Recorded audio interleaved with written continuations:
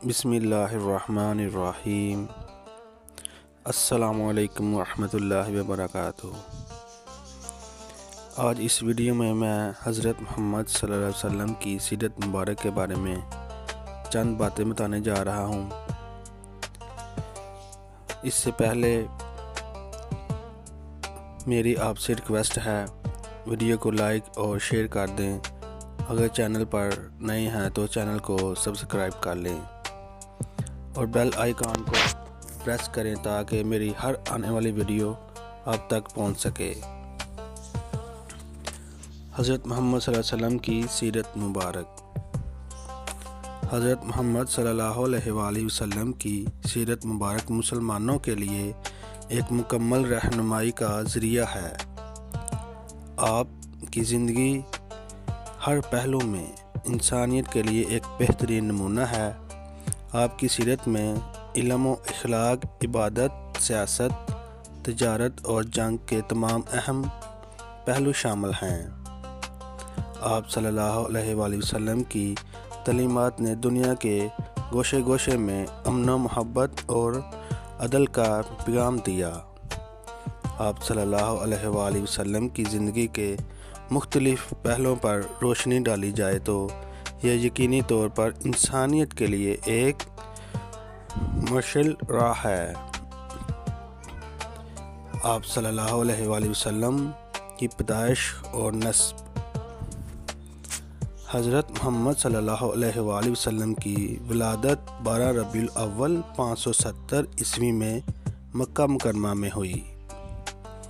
آپ صلی اللہ علیہ وآلہ وسلم کا نسب قریش کے معروف خاندان سے تھا اور آپ صلی اللہ علیہ وآلہ وسلم کی نسل حضرت اسماعیل علیہ السلام سے ملتی ہے۔ آپ صلی اللہ علیہ وسلم کی والدہ کا نام حضرت آمنہ اور والد کا نام حضرت عبداللہ تھا۔ آپ کی ولادت سے قبل ہی آپ کے والد کا انتقال ہو چکا تھا اور آپ کی والدہ آمنہ بھی آپ کی ابتدائی عمر میں وفات پا گئیں۔ آپ کی پرورش دادا حضرت عبدالمطلب کے ہاں ہوئی اور بعض ازاں آپ کی پرورش آپ کے چچا حضرت ابو طالب نے کی۔ آپ صلی اللہ علیہ وسلم یا بچپن اور جوانی۔ حضرت محمد صلی اللہ علیہ وآلہ وسلم کا بچپن بے حد سادہ اور معصوم تھا۔ آپ صلی اللہ علیہ وآلہ وسلم کی زندگی میں کوئی بھی ایسا واقعہ نہیں آیا جس سے اخلاق یا کردار میں کمی آتی۔ بچپن میں آپ صلی اللہ علیہ وآلہ وسلم نے کئی سفر کیے، جن میں سب سے مشہور سفر شام، بلاد شام کا تھا۔ اسی دوران آپ صلی اللہ علیہ وآلہ وسلم کی سچائی اور امانت داری کی شہرت ہوئی۔ آپ کو امین اور صادق کے لقب سے پکارا جاتا تھا۔ یہ لقب آپ کی سچائی اور دیانت داری کا رمز تھا۔ آپ صلی اللہ علیہ وسلم کا نکاح اور خاندان۔ حضرت محمد صلی اللہ علیہ وآلہ وسلم کی شادی حضرت خدیجہ رضی اللہ عنہا سے ہوئی، جو ایک مالدار اور معزز خاتون تھیں۔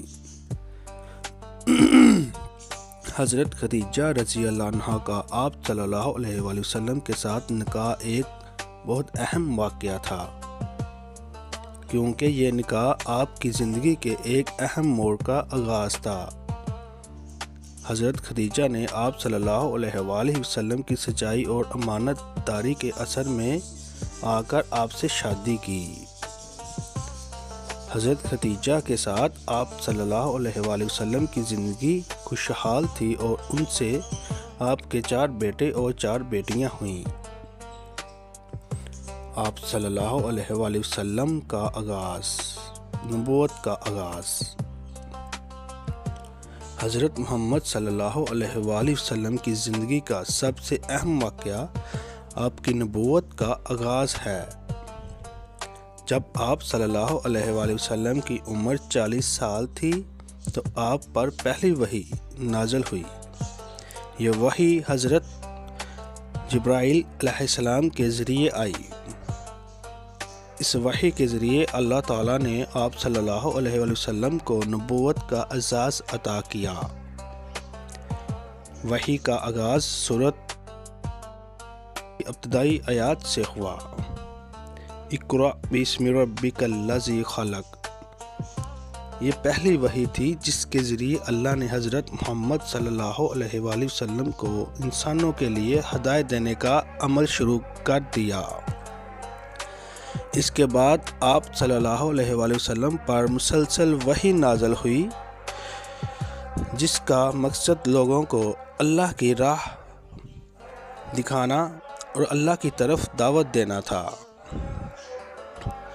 آپ صلی اللہ علیہ وآلہ وسلم کا تبلیغ کا آغاز اور مشکلات۔ حضرت محمد صلی اللہ علیہ وآلہ وسلم نے پہلی وحی کے بعد اپنے قریبی لوگوں کو دین اسلام کی دعوت دینا شروع کی۔ ابتدا میں آپ صلی اللہ علیہ وآلہ وسلم چھپ کر دعوت دیتے رہے، لیکن جب اللہ کے حکم سے آپ صلی اللہ علیہ وسلم نے علانیت تبلیغ کا آغاز کیا تو قریش کے سرداروں نے سخت مخالفت شروع کر دی۔ آپ صلی اللہ علیہ وآلہ وسلم اور آپ کے پیروکاروں کو طرح طرح کی مشکلات کا سامنا کرنا پڑا۔ آپ صلی اللہ علیہ وآلہ وسلم کے مخالفین نے آپ پر طرح طرح کے الزامات لگائے، لیکن آپ صلی اللہ علیہ وآلہ وسلم نے ہمیشہ صبر اور حکمت سے کام لیا۔ آپ صلی اللہ علیہ وآلہ وسلم مکہ مکرمہ میں دعوت۔ مکہ میں آپ صلی اللہ علیہ وسلم کی دعوت کا آغاز تدریجی طور پر ہوا۔ ابتدا میں آپ صلی اللہ علیہ وآلہ وسلم نے اپنے اہل و خانہ اور قریبی رشتہ داروں کو اسلام کی دعوت دی۔ پھر جب اللہ کے حکم سے آپ صلی اللہ علیہ وسلم نے علانیہ طور پر لوگوں کو اسلام کی دعوت دینا شروع کی تو مکہ کے سرداروں نے آپ صلی اللہ علیہ وآلہ وسلم پر طرح طرح کے ظلم ڈھائے۔ ان مظالم کے باوجود حضرت محمد صلی اللہ علیہ وسلم نے اپنے مشن کو ترک نہیں کیا اور ہمیشہ لوگوں کو توحید اور عدل کی دعوت دی۔ آپ صلی اللہ علیہ وسلم مدینہ کی طرف ہجرت۔ جب مکہ مکرمہ میں آپ صلی اللہ علیہ وسلم اور آپ کے پیروکاروں پر ظلم و ستم حد سے بڑھ گیا تو اللہ کی طرف سے مدینہ کی طرف ہجرت کا حکم آیا۔ 622 عیسوی میں حضرت محمد صلی اللہ علیہ وآلہ وسلم اور آپ کے پیروکاروں نے مکہ مکرمہ سے مدینہ کی طرف ہجرت کی۔ یہ ہجرت اسلام کی تاریخ کا ایک اہم موڑ تھا اور اس کے ساتھ ہی اسلامی ریاست کا آغاز ہوا۔ مدینہ میں آپ صلی اللہ علیہ وسلم مسلمانوں کے لیے ایک مضبوط معاشرتی اور سیاسی نظام قائم کیا۔ مدینہ میں ریاست کا قیام۔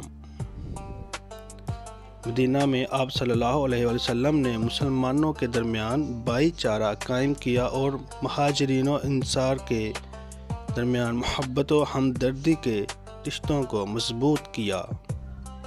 آپ صلی اللہ علیہ وآلہ وسلم نے مدینہ میں ایک ایسا معاشرتی اور سیاسی نظام قائم کیا جس میں مسلمانوں کے حقوق و فرائض واضح تھے۔